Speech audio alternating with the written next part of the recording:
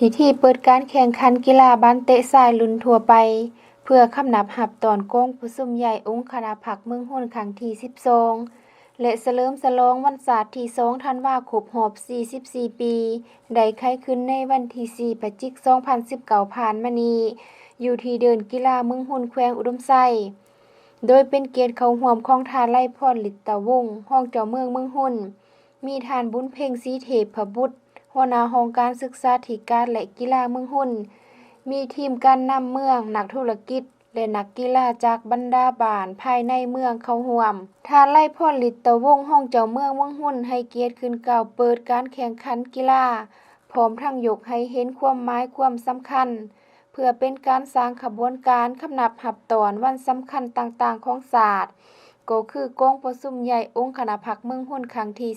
12ที่จะได้ไขขึ้นในมม.นี้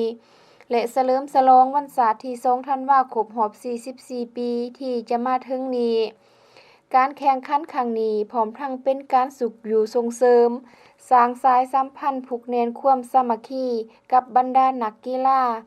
สร้างให้ชาวหนุ่มวัยหนุ่มนักเรียนปัญญาชนเข้าใจถึงน้ำใจนักกีฬาฮู้แพ้ฮู้ชนะฮู้อภัยซึ่งกันและกันและลิ้นกีฬาเพื่อห่างไกลยาเสพติดการจัดการแข่งขันครั้งนี้มีทีมเข้าร่วมแข่งขันทั้งหมด19ทีมจากนั้นได้มีการลงแข่งขันเปิดฉากคู่ทำอิฐแม่นการนำเมืองพบกับนักธุรกิจ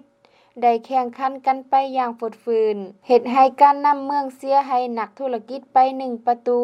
และคู่ที่2แม่นโรงเรียนมัธยมสมบูรณ์เมืองหุ้น1เอาชนะธนาคารจุลภาคไป3ประ